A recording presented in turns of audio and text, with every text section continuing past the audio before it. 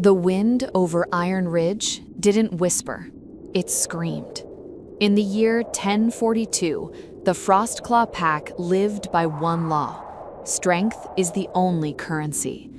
Alpha King Bane Sterling stood at the edge of the ritual pit, his massive frame wrapped in wolf pelts that had belonged to his father and his father's father before him. His face was all sharp angles and old scars, a man built from violence and winter. His silver-streaked hair whipped around his jaw as he stared down at the shallow grave his warriors had just finished digging. Inside that grave, a tiny white pup trembled. "The goddess demands a culling," Bane's voice cut through the howling wind like a blade through flesh. His words were cold, practiced. A pack is only as fast as its slowest member. To let weakness live is to invite the great hunger. The elders stood in a half circle behind him, their faces carved from stone. They didn't speak. They didn't need to. Their silence was approval. The pup's name was Fenris, though the pack had already renamed him. They called him the Void. He had been born with eyes clouded white as snow, blind, useless. Clara Montgomery stood at the back of the crowd, her fingers clutching the edge of her thin wool shawl so tightly her knuckles had gone bone white. She was an Omega, the lowest rank in the Frostclaw hierarchy. Her job was to mend torn leather, scrub blood from the warrior's boots, and stay invisible. For 3 weeks, she had hidden Fenris in the back of the stables. She had shared her own rations, salted meat no bigger than her thumb, watered wine that tasted like rust. She had watched him grow stronger, sharper, despite his blindness. Now she watched the first shovel of frozen dirt hit his white fur. Fenris didn't whine. He only tilted his head, his sightless eyes searching for the one scent that had meant warmth, safety. He smelled Clara. She stepped forward before she could stop herself. The crowd parted like a wound opening. "Please," her voice cracked. "He is just a child. Let me take him to the lowlands. He will never return. I swear it on my bloodline." Bane turned, slowly. His eyes, pale gold and merciless, locked onto hers. "An Omega speaks?" His tone was almost amused. Almost. "Go back to the hearth, Clara. If you crave a pup so badly, find a mate who isn't a coward." He gestured to the pit. "This one belongs to the earth now." The warriors laughed, low, guttural. Clara's throat burned, but she didn't move. Bane's expression hardened. "Bury it." By nightfall, the pit was filled. A heavy stone, carved with the pack's ancient crest, was placed on top of the mound. The elders said it was to keep scavengers away. Clara knew better. It was to make sure nothing crawled back out. In medieval werewolf cultures, pack structures were brutal and unforgiving. The culling wasn't just cruelty, it was survival strategy. Packs believed that keeping weak members alive would slow them during hunts, making the entire group vulnerable to starvation or rival attacks. The Omega rank, historically, was reserved for those who couldn't fight: healers, caregivers, the elderly. They were essential, but expendable. This hierarchy mirrors real wolf-pack dynamics, where the Omega wolf often eats last and bears the brunt of pack aggression, yet plays a critical role in reducing internal conflict and caring for young. Here's a question for you. If you were Clara, would you have spoken up, even knowing it could cost you everything, or would you have stayed silent to survive? Drop a comment. I want to know if you're a digger or a survivor, because what happens next will test both. And if you believe that strength isn't just muscle, that sometimes the bravest thing you can do is defy the crowd, then you're in the right place. Hit that subscribe button. Join the pack that digs deeper. Let's continue. The pack didn't just watch Clara step forward. They stopped breathing. An Omega challenging an Alpha wasn't just rare, it was suicidal. "Please," Clara said again, her voice steadier now despite the trembling in her legs. "He hasn't been given a chance. Let me prove he can survive outside the ridge. I'll take full responsibility." Bane's jaw tightened. He descended from the raised stone platform where the elders stood, his boots crunching against the frozen ground. Each step was deliberate, measured. When he stopped in front of Clara, he was close enough that she could see the silver threading through his dark beard, the thin scar cutting across his left eyebrow. "You want to take responsibility?" Bane's voice was quiet, dangerous. "You who can't even carry a full water pail without stopping to rest? You who flinches when the warriors raise their voices?" He leaned down, his breath visible in the cold air. "What makes you think you could keep anything alive?" Clara's face flushed, but she held his gaze. "Because I already have, for 3 weeks." The crowd murmured, shocked, angry. Bane's eyes narrowed. "You stole pack resources to feed a creature we had already condemned?" "I shared my own rations. I took nothing that wasn't mine." "Your rations are the pack's mercy." Bane straightened, addressing the crowd now. "This is what happens when we tolerate weakness. It breeds delusion.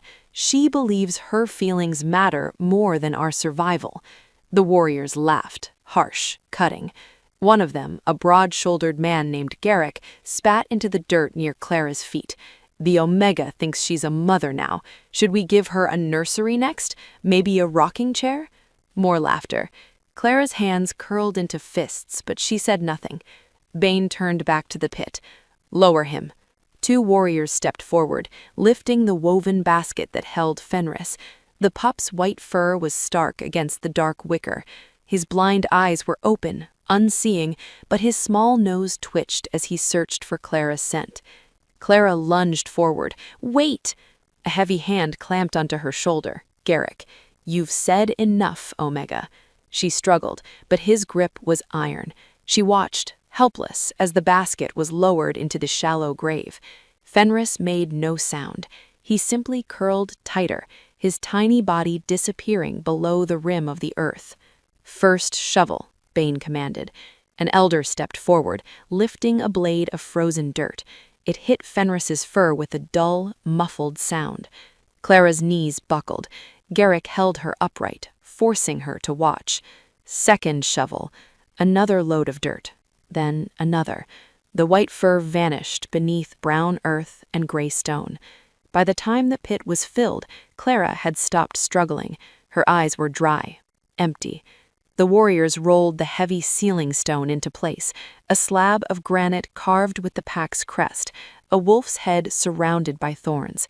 It fit perfectly over the grave, as if it had been made for this exact purpose.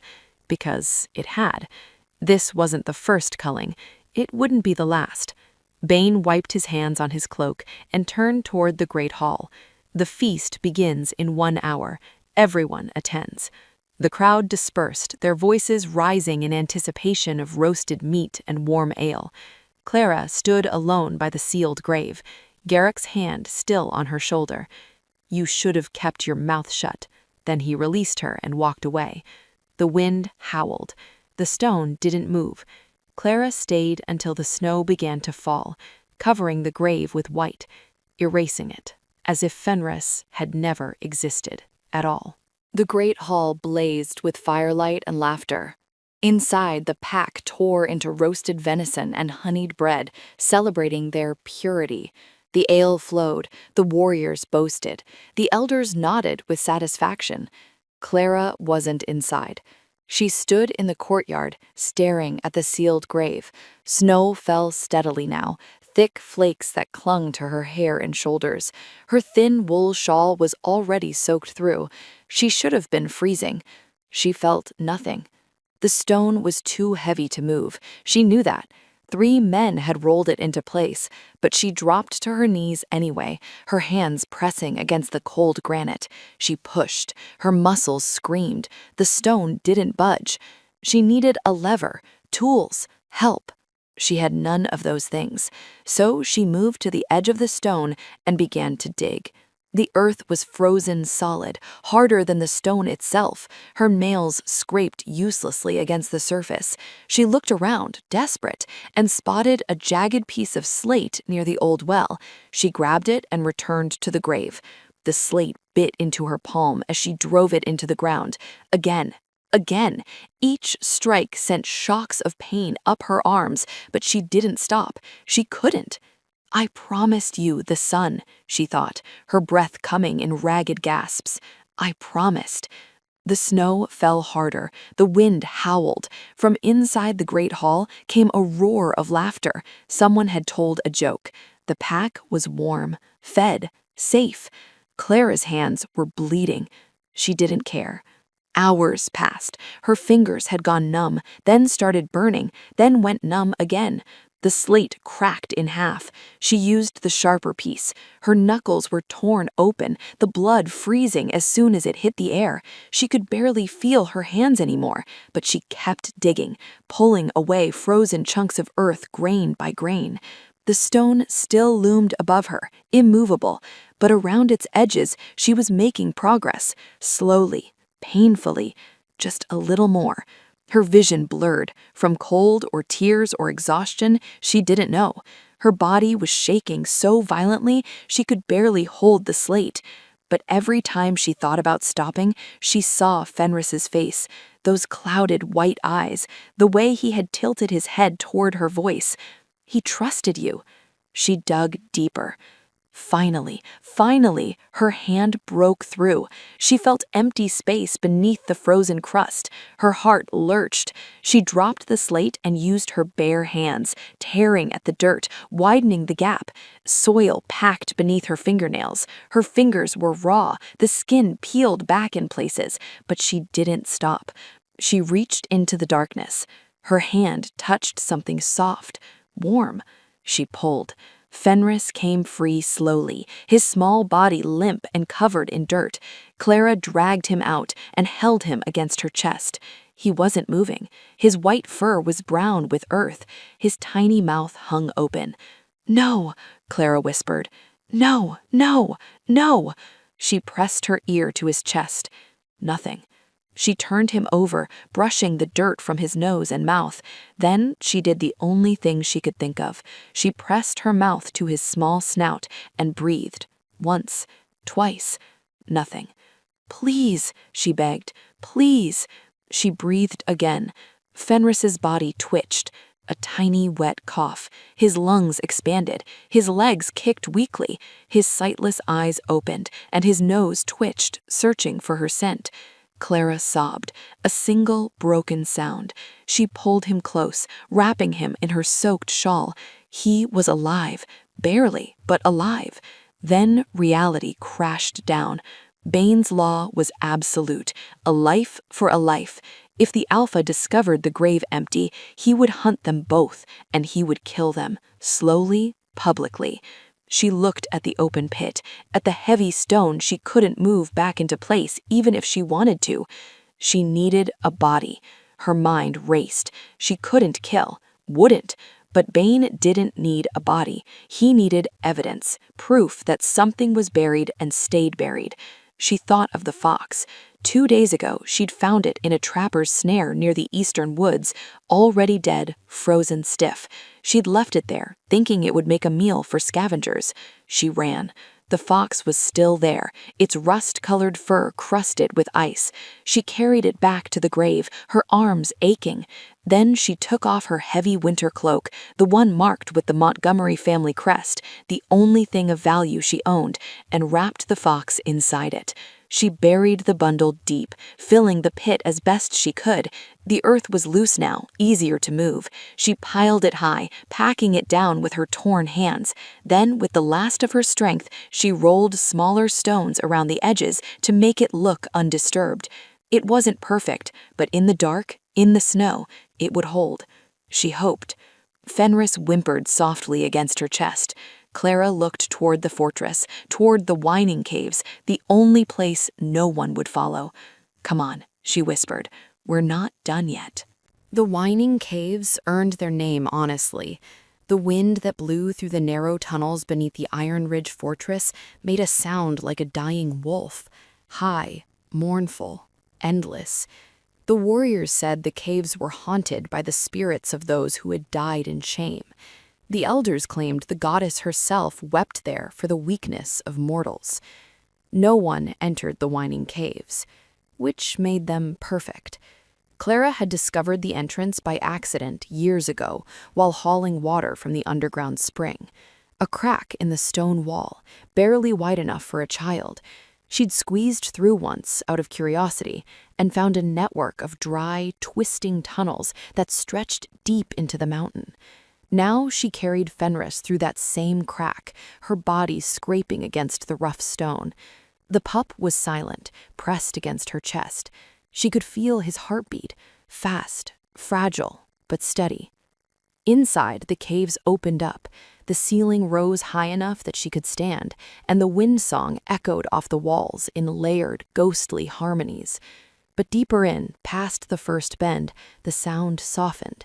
There was a small chamber there, no bigger than a horse stall, where the stone was smooth and the air was still. Clara had prepared this place weeks ago, back when she'd first realized Fenris might not survive the culling.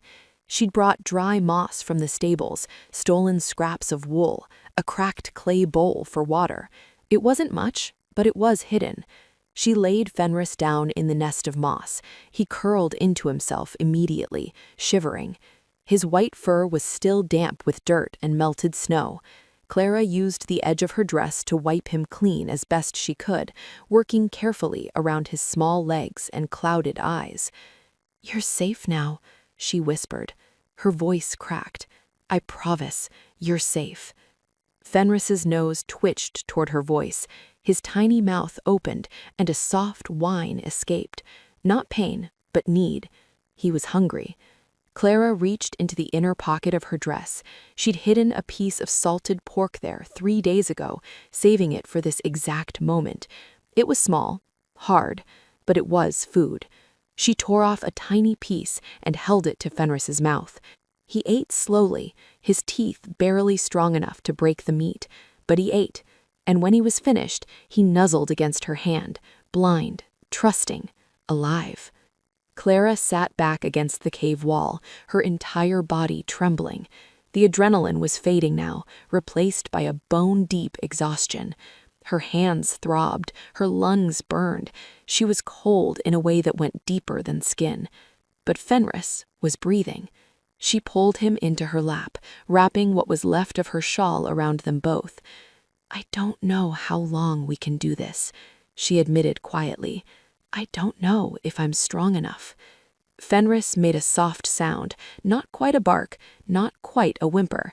He pressed his head against her chest, right over her heart, and Clara realized something. She wasn't strong, not by the pack's standards. She couldn't fight, she couldn't hunt, she couldn't even move the stone that had sealed his grave. But she had torn through frozen earth with her bare hands. She had breathed life back into lungs that had stopped. She had defied the Alpha, the Elders, the entire pack. Not because she was strong, because he was worth saving. "I choose you," Clara whispered, her voice barely audible over the wind song. "I don't care what they say. I don't care what it costs. I choose you." Fenris's tail gave a single, weak thump against her leg. For the first time since the culling, Clara felt something other than fear. She felt hope. Winter deepened its grip on Iron Ridge. A month passed, then another. To the pack, Clara Montgomery seemed to be fading like morning mist. Her cheeks hollowed, the bones of her wrists became sharp enough to cut. Her dress, already worn thin, began to hang on her frame like a burial shroud. The other Omegas noticed first. "You're wasting away," said Marin, the elderly woman who oversaw the kitchens. She ladled a thin broth into Clara's wooden bowl, the nightly ration. A single crust of dark bread sat beside it. "Are you ill?" "No," Clara said quietly. "Just tired." "Then eat more." "I am eating. The lie tasted like ash. Every night, Clara received her bowl of broth and her portion of bread, and every night she tucked that bread into the inner pocket of her dress. She drank only enough to keep herself upright, 3, maybe 4 swallows, then poured the rest into a clay jar she'd hidden beneath her cot. When the fortress slept, she carried the jar and the bread to the Whining Caves. Fenris was growing. Despite his blindness, maybe because of it, the pup was becoming something remarkable. His white fur had thickened into a dense coat that caught the dim light like snow under moonlight. His legs, once wobbly and weak, now carried him through the tunnels with surprising confidence. He moved like he could see. Clara watched him navigate the dark caves, his head tilting at slight angles as he listened to the echo of his own footsteps. He never stumbled, never ran into walls. He learned to map the world through sound and scent, building a picture in his mind more detailed than sight could ever provide. "You're not blind," Clara whispered one night, watching him leap from one smooth stone to another with perfect precision. "You just see differently." Fenris turned toward her voice, his clouded eyes bright in the darkness. His tail wagged once. Clara smiled. It felt strange on her face. She couldn't remember the last time she'd smiled. Then her stomach cramped. Hard. She doubled over, pressing her hand to her abdomen. The hunger had become a living thing inside her, a beast with claws that raked at her insides. She'd felt it for weeks now, but lately it had grown teeth. Fenris padded over to her, concerned. He nuzzled her hand. "I'm fine," Clara lied, straightening slowly. She unwrapped the bread from her pocket and broke it into pieces. "Eat." He hesitated. His nose twitched, scenting her.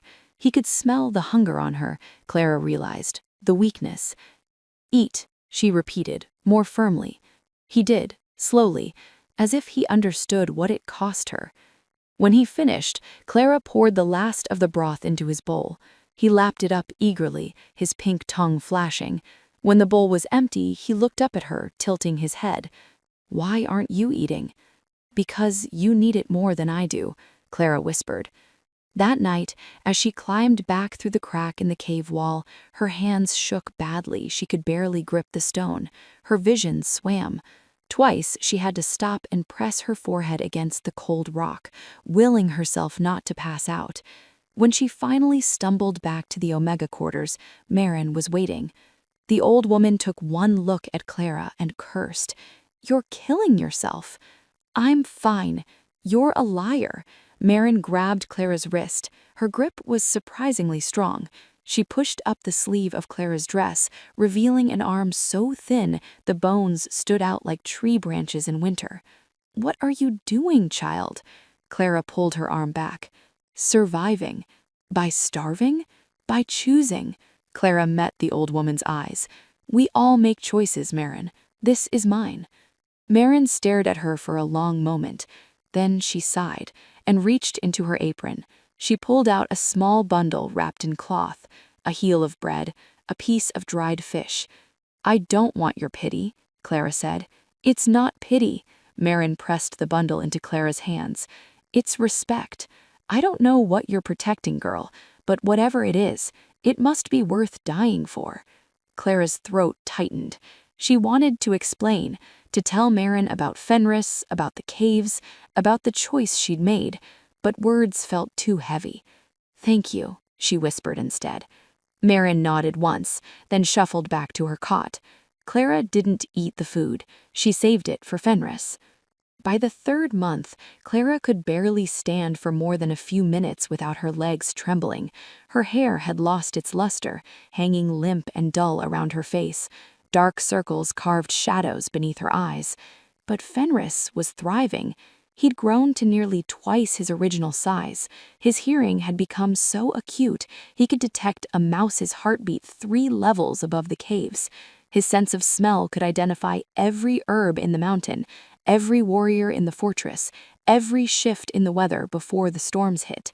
One night, as Clara sat against the cave wall, too weak to stand, Fenris brought her something. A rabbit, freshly killed. He'd hunted it himself in the tunnels, tracking it by sound alone. He dropped it at her feet and sat back, watching her with those clouded white eyes. Your turn to eat. Clara stared at the rabbit, at the pup who'd caught it, at the role reversal happening before her eyes. She'd saved him, fed him, kept him alive. Now he was trying to do the same for her. Her hands shook as she reached for the rabbit. She hadn't eaten real meat in months. Her body screamed for it. But even as she held it, even as her mouth watered, she hesitated. "We'll share it," she said finally. Her voice was barely a whisper. "Equal portions." Fenris's tail thumped against the stone floor. That night, for the first time in 3 months, Clara ate until her stomach stopped hurting. It wasn't enough to heal her, not yet, but it was enough to keep her breathing, and for now, that was all that mattered. It happened on a morning when the snow fell soft and silent. Clara was crossing the courtyard, carrying an armful of firewood for the kitchens. The load was too heavy. She knew that before she lifted it, but she'd convinced herself she could manage. She made it halfway across the frozen stones before her legs gave out. The world tilted, the firewood scattered. Clara hit the ground hard, her shoulders striking the ice-slicked stone. She tried to push herself up, but her arms were trembling too violently. Black spots danced across her vision. "Montgomery!" Heavy footsteps. Then hands, large, rough, gripping her shoulders and lifting her upright. Bain Sterling stared down at her, his gold eyes narrowed. He'd been crossing to the armory. Now he held her at arm's length, studying her like she was a puzzle with missing pieces. "When did you last eat?" His voice was low, dangerous. "This morning," Clara lied. "Liar." Bain's grip tightened. Not painful, but firm. "You're skin and bone. I can feel every rib." Clara tried to pull away. "I'm fine." "You're dying." There was something in his voice Clara had never heard before. Not quite concern, but close. "The winter is hitting you hard, Montgomery. I cannot have my best healer wasting away. The pack needs you." Clara almost laughed. She wasn't a healer. She was an Omega who sometimes bandaged cuts and brewed fever tea. But she understood what Bain was really saying. "You're useful. Don't break." "I've been fasting," Clara said. "For the goddess." Bain's eyes narrowed further. "Fasting? For clarity." Clarity. He repeated the word like it tasted wrong. His head tilted slightly, and Clara's heart stopped. He was scenting her. Werewolves had senses far beyond human. Bain could smell fear, lies, sickness.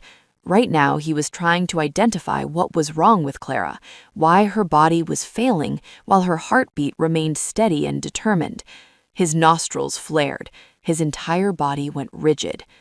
"What is that?" Bain's voice dropped to barely above a whisper. "What?" Clara's pulse hammered. "That scent." Bain leaned closer, his nose nearly touching her collar. "It's wrong. Old, but not old. Familiar, but—" He stopped. His face went pale. "Impossible." Clara felt ice flood her veins. He smelled Fenris. The pup's scent clung to her clothes, her hair, her skin. She'd been so careful to wash in the underground springs, to scrub away evidence, but scent was stubborn. It lingered in the fibers of fabric, in the oils of skin, and Bain Sterling could smell death, or the refusal of it. Bain said suddenly, releasing her. His voice was cold again, controlled, but his eyes were wild, calculating. "You're dismissed," he said. "Go to your quarters. Eat. That's an order." Clara didn't argue. She turned and walked away as quickly as her shaking legs could carry her. She could feel his gaze burning into her back. She didn't go to her quarters. She went to the Whining Caves. Fenris was waiting for her in the main chamber, his white fur glowing faintly in the dim light filtering through the cracks. He sensed her panic immediately, his ears flattened, his body tensed. "He knows," Clara whispered, sinking to her knees. "He doesn't understand it yet, but he knows something is wrong." Fenris moved to her side, pressing his warm body against her legs. Clara wrapped her arms around Fenris, burying her face in his fur. "I don't know what to do. If he finds you—" She didn't finish the sentence. She didn't need to. Outside the caves, snow began to fall harder. The wind picked up, turning the gentle flakes into a cutting storm. The whining began, that high, mournful sound that made grown warriors cross themselves and hurry past. Clara held Fenris tighter, and in the fortress above, Bane Sterling stood at the entrance to the Omega quarters, his eyes fixed on the empty cot where Clara should have been. He turned and walked towards the old well, towards the crack in the stone wall that most people never noticed, towards the whining caves. Clara heard him coming. The footsteps were too heavy to be anyone else, deliberate, unhurried, the sound of a predator who knew his prey had nowhere to run. Fenris heard him too. The pup's head snapped toward the entrance tunnel, his lips pulling back to reveal small, sharp teeth. A low growl rumbled in his chest, deeper than any sound that should come from something so young. "Stay behind me," Clara whispered, positioning herself between Fenris and the narrow passage. Bane appeared moments later. He had to crouch to fit through the tunnel, his broad shoulders scraping stone. When he straightened in the main chamber, he seemed to fill the entire space, a mountain of muscle and authority. His eyes swept the cave, taking in the nest of moss, the clay water bowl, the remnants of Clara's sacrifices. Then his gaze landed on Fenris. The Alpha went very, very still. "You dug him out," Bane said. His voice was quiet, almost reverent. "You actually dug him out." Clara lifted her chin. "Yes. I watched them bury him. I sealed the stone myself." "I know. 3 grown men couldn't move that stone. How did you—" Bane stopped, looking at Clara's hands. Even in the dim light, he could see the scars, white lines crisscrossing her palms and fingers, the permanent marks of torn flesh and healed-over wounds. "You didn't move it. You went around it." "I went through it," Clara corrected, "through the earth." Bane's jaw worked silently. He looked back at Fenris, who hadn't moved. The pup stood rigid, his clouded eyes fixed on the Alpha despite being unable to see him. But Fenris didn't need sight. He could hear Bane's heartbeat, smell his intention, feel the weight of his presence. "He should be dead," Bane said. "He isn't. The law demands—" "The law is wrong," Clara interrupted. Her voice didn't shake. "Your law says strength is the only currency, but I am the weakest member of this pack, and I kept him alive when your strongest warriors would have let him rot. So tell me, Alpha, what does that make your law worth?" Bane's eyes flashed gold. Dangerous. He stepped forward. Fenris moved. The pup didn't attack. He didn't need to. He simply opened his mouth and howled. The sound was impossible. It wasn't the high yip of a pup or the broken keen of a dying animal. It was a resonance, low and ancient and powerful, that shook the cave walls. Dust rained from the ceiling. The water in the clay bowl rippled. Clara felt it in her chest, her bones, her teeth. Bane stumbled backward, his hands flying to his ears. The howl lasted only seconds, but when it faded, the silence that followed was absolute. Bane lowered his hands slowly. He was staring at Fenris like he'd never seen him before. "That sound. That's not. That can't be. What? What is it?" Bane didn't answer. He crossed the chamber in 2 strides and dropped to one knee in front of Fenris. The pup growled again, but Bane ignored it. He reached out, carefully, respectfully, and turned Fenris slightly, examining his chest. Clara saw it at the same moment Bane did. There, on Fenris's white fur, partially hidden beneath the thick coat, was a mark, a birthmark, dark against pale, shaped like a broken crown with 3 points reaching upward. Bane's face went completely white. The crest of the blind seer, the mark of the first king. "What are you talking about?" Clara demanded. Bane sat back on his heels, his expression stunned. "There's a prophecy, an old one, older than the Frostclaw pack, older than the Ridge itself." He gestured to the mark on Fenris's chest. It says that when the packs have grown too violent, too consumed by strength, the goddess will send a king to restore balance, a king born without sight, because he won't need eyes to see the truth. Clara felt her heartbeat quicken. You're saying Fenris is the prophesied heir? Bane's voice was hollow. The seer king, the one meant to lead us out of darkness. He looked up at Clara, and for the first time since she'd known him, the Alpha looked afraid. I tried to kill the future of our people. You didn't know, Clara said quietly. I should have. Bane stood abruptly, pacing the small chamber. The elders knew. They had to have known. That's why they insisted on the culling. They weren't protecting the pack. They were protecting their power. A seer king would end the reign of the warriors, would shift authority to wisdom instead of strength. Clara moved to Fenris, placing a protective hand on his head. What happens now? Bane turned to face her. His expression was complex: shame, anger, calculation, and something that might have been respect. Now, he said slowly, we have a problem. If I present Fenris as the seer king, the elders will demand proof of lineage. They'll question why I tried to kill him. They'll depose me for attempting to murder the prophesied heir. He met Clara's eyes. To save my throne, I'd need to hide the truth. And if you hide it, he'll never fulfill his destiny. The pack will continue as it always has, strong, brutal, and dying from the inside. Clara held Bane's gaze. You have a choice to make, Alpha, the same choice I made 3 months ago.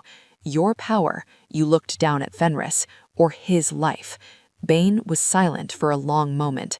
Then, slowly, he knelt again, not in front of Clara, in front of Fenris.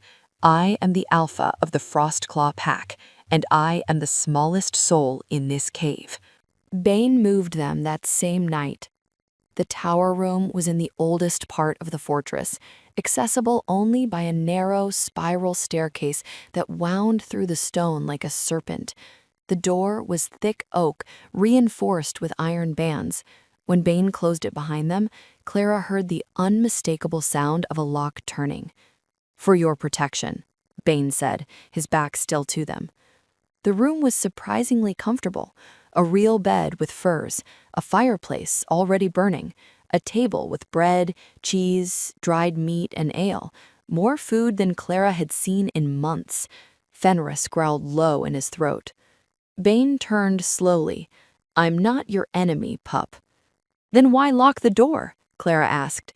Because if the elders discover what I know, what you know, they'll kill all 3 of us. Bane moved to the window, looking out over the snow-covered courtyard below. I need time to think, to plan. Clara didn't move toward the food, though her stomach cramped at the sight of it. Plan what?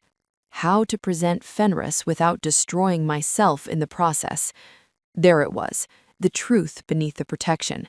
You're not trying to save him, Clara said quietly. You're trying to save yourself. Bane's shoulders tensed.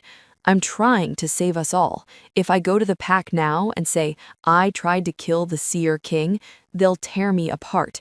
The elders will use it as proof that I'm unfit to lead. They'll install someone they can control, probably my brother Thorn, and Fenris will disappear quietly into another grave. He turned to face her. Is that what you want? I want you to do what's right. Right? Bane laughed, a bitter, hollow sound. There is no right here, Montgomery. There's only survival. Mine, yours, his. He gestured to Fenris. I can protect you both, but only if I maintain my authority. That means time, strategy. That means lies, Clara corrected. Yes, Bane didn't flinch from the word. Lies that keep you alive. He left then, locking the door behind him. Clara stared at the wood for a long moment before turning to Fenris. The pup was already at the table, sniffing the food. He looked back at her, questioning. Go ahead, Clara said softly. Eat. But as Fenris tore into the meat, Clara felt something cold settle in her chest. They'd escaped one prison only to enter another. Over the following weeks, Bane visited daily. He always brought food, more than Clara and Fenris could possibly eat. He always asked how they were. He always checked the window locks, the door, the fireplace. He never looked Clara in the eye. She understood why. Every time he saw her, he was reminded of his choice. Not the choice to protect them, the choice to protect himself through them. "When?" Clara asked one evening as Bane prepared to leave. "When what?" "When will you tell the pack?" Bane's jaw tightened. "When it's safe." Safe for who? He didn't answer. He just locked the door. Clara watched Fenris grow stronger in captivity. The pup was nearly full-grown now, his white coat thick and lustrous, his movements graceful despite the confined space. But she also saw the way he paced the room, the way his ears swiveled to every sound beyond the door. He wasn't meant to be caged. Neither was she.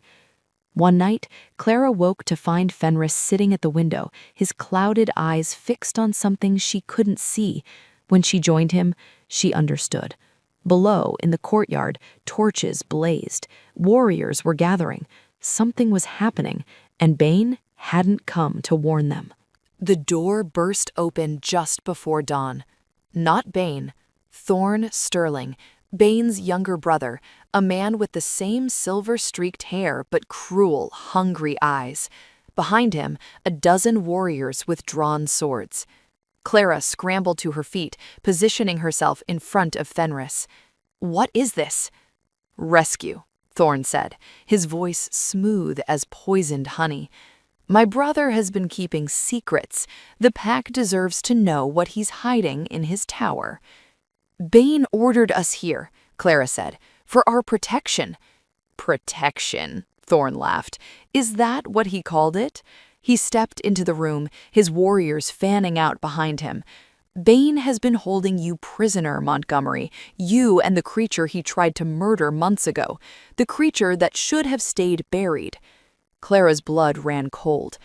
"How do you know about—" "I know everything." Thorn's eyes glittered. "I know she dug through frozen earth to save a blind pup. I know she's been starving herself to feed it. I know that pup has a mark on its chest, a mark that certain people would find very interesting." Fenris growled, his body coiled tight. "Easy, beast," Thorn said. "I'm not here to hurt you. I'm here to liberate you, to show the pack what Bane has been hiding, to prove he's unfit to lead." Clara's mind raced. This wasn't rescue. This was a coup. "Where is Bane?" she demanded. "Detained," Thorn smiled. "The elders are questioning him as we speak. By morning, I'll be Alpha." "And then what? You'll present Fenris as the Seer King?" "Oh no." Thorn's smile widened. "I'll present him as proof of Bane's treachery, evidence that my brother defied pack law, wasted resources on a useless animal, and imprisoned an Omega to hide his crime. The pack will demand Bane's execution." He tilted his head. "And once Bane is dead, I'll finish what he started. I'll put that pup back in the ground where it belongs." Clara's hands curled into fists. "You'll have to go through me." "I was hoping you'd say that." Thorn nodded to his warriors. Two of them moved forward, reaching for Clara. Fenris exploded into motion. The pup, no, the wolf, launched himself at the nearest warrior, his teeth finding the man's sword arm. The warrior screamed, dropping his weapon. Fenris released him and spun, placing himself between Clara and Thorn. The other warriors drew back, wary. Thorn's expression darkened. "Kill them both." The warriors advanced. Then the room went cold. Not physically, something deeper, a presence that pressed against every soul in the chamber like an invisible hand. Fenris stood perfectly still, his blounded eyes fixed on nothing and everything.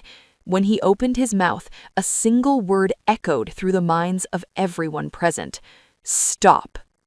It wasn't a sound, it was a command that bypassed ears and struck directly into consciousness.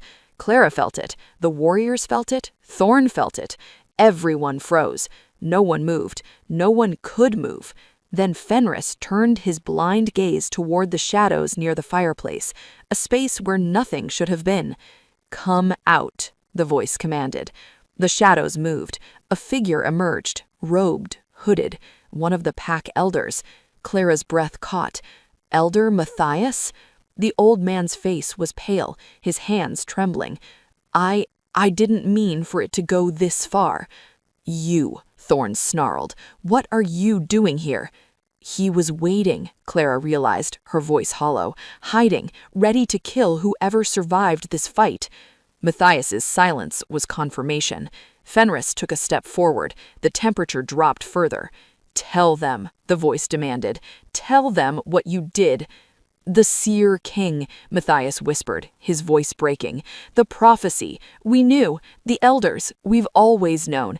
Every generation we watch for the mark, and every generation we make sure the marked ones don't survive. His eyes filled with tears. I'm sorry. I'm so sorry, but we had no choice. The old ways are all we have. Without them, what are we? You're cowards, Clara said. You've been killing prophets to keep your seats at the high table. The warriors stared at Matthias in horror. Even Thorn looked shaken. How many? One warrior asked. How many pups have you buried? 7, Matthias whispered. Over 300 years. 7 marked children. The arena erupted. Warriors shouted. Thorn backed away from Matthias as if the elder carried plague. And Fenris, the 8th marked child, the one who survived, sat down calmly and waited for the truth to burn through the pack like wildfire. By the time Bane reached the tower, half the pack had already gathered. The Alpha King looked haggard. His hands were bound. The elders had detained him, just as Thorn said. But when the warriors saw Matthias's confession, saw the Seer King sitting calm and terrible in the firelight, they released Bane and dragged the elder before him instead. Bane stared at Matthias, at Thorn, at the warriors who'd been ready to execute him hours ago. Then he looked at Clara. She stood beside Fenris, her hand resting on the wolf's white fur. She was thin, scarred, exhausted. She should have looked weak. She looked like a force of nature. I need to tell you all something, Bane said, his voice carrying through the tower room and down the spiral stairs where more pack members crowded to listen. I gave an order 3 months ago to bury a blind pup alive. I sealed the grave myself. I celebrated while the earth swallowed an innocent life. The crowd murmured. This woman, Bane gestured to Clara, defied me. She dug through frozen ground with her bare hands. She breathed life back into dead lungs. She starved herself so this pup could eat. She bled so he could stay warm. His voice cracked. She did what I, the Alpha, was too blind to do. She saw what I could not. He turned to Fenris, and slowly, with the entire pack watching, Bane Sterling removed his crown. It was a simple circlet of iron, forged by the first Alpha of the Frostclaw pack centuries ago. Heavy, ancient, absolute. Bane placed it on the floor between himself and the White Wolf. I am not fit to lead, Bane said. I listened to fear instead of wisdom. I valued strength over mercy. I almost destroyed the future of our people because I was too proud to question the old ways. Fenris stood. He padded forward slowly, his paws silent on the stone. When he reached Bane, he didn't take the crown. Instead, he placed one paw on Bane's chest. And then, impossibly, Fenris spoke. Not telepathically this time, out loud, in a voice that was young and old at once, layered with something beyond mortal understanding. You are not unfit, Fenris said. You are learning. That is all any king can do. The crowd gasped. But the law you followed, that law is poison. Strength without sacrifice is tyranny. Power without compassion is violence. From this day forward, the Frostclaw pack lives by a new rule. He lifted his clouded eyes to the assembled warriors, elders, omegas. Sacrifice is strength. Protection is power, and the smallest among you has as much worth as the greatest. He turned to Clara. This woman saved me when she had nothing, fed me when she was starving, protected me when the entire world wanted me dead. She is not an Omega." His voice rang like a bell. "She is the guardian of the Ridge, the first and highest advisor to the Seer King. Her word carries my authority." Clara's eyes widened. "Fenris, You dug me out of the darkness," Fenris said softly. "Let me lift you into the light."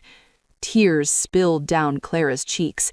She'd been invisible for so long, a shadow, a tool. Now she was seen. Bane stood slowly. He picked up the crown, but instead of placing it on his own head or Fenris's, he held it out to Clara. "I'm not worthy to crown a king, but you are." Clara took the crown with shaking hands. It was heavier than she expected, cold. She placed it gently on Fenris's white head. The crown settled as if it had been made for him. The Seer King had returned. The pack knelt. Even Thorn, even the remaining elders, not out of fear, but out of something deeper, recognition that the old ways had failed and something new was being born. Fenris addressed them all. "The pit where I was buried will remain open, not as a grave, but as a reminder. We will plant flowers there every spring, and we will remember that no matter how deep you bury the truth, love has the strength to dig it out." Years later, the story was carved into the stone above that pit. The eyes see the world as it is. The heart sees the world as it could be. Never mistake silence for weakness, for the earth always gives back what was stolen in the dark. Clara Montgomery lived to be 83 years old. She never married, never bore children, but she raised a generation of leaders who remembered that strength and kindness were not opposites, they were partners. Bane Sterling remained as the king's shield, commanding the warriors but answering to the guardian. He spent the rest of his life serving the woman he'd once scorned, carrying her water and splitting her firewood without complaint. And Fenris, the blind seer, the eighth marked child, the king who saw without eyes, led the Frostclaw pack through the Great Famine, through the War of the Three Peaks, through decades of hardship and triumph. He never regained his sight. He never needed it, because Clara had taught him the most important lesson. The deepest truths are found in the dark, and the strongest bonds are forged in sacrifice. The pack buried Clara beside the open pit when she finally passed, her hands still bearing the white scars of that first desperate digging. They say Fenris stood vigil for 3 days and 3 nights, and that his howl of grief could be heard from the lowlands to the peaks. They say the flowers that grew on her grave that spring were white as snow, the same color of the wolf she'd saved. And they say that the wind blows through Iron Ridge now. It doesn't scream anymore. It sings. Here's a final question for you. Would you have dug through that frozen earth? Would you have starved yourself to save something the world called worthless? If your answer is yes, if you believe true strength is measured in what we're willing to sacrifice, not what we're willing to take, then you understand what this story was really about. It wasn't about wolves or prophecies or ancient kingdoms. It was about you, about the choice we all face when the world tells us someone doesn't matter, when the crowd says to walk away, when it would be so much easier to just let them stay buried. Clara didn't walk away. She got on her knees and she dug. What will you dig for? Drop a comment, share this story, and if you believe the world needs more people who choose love over law, who choose sacrifice over strength, who choose to dig when everyone else walks away, then hit that subscribe button. Join the pack that refuses to leave anyone behind, because that's what guardians do.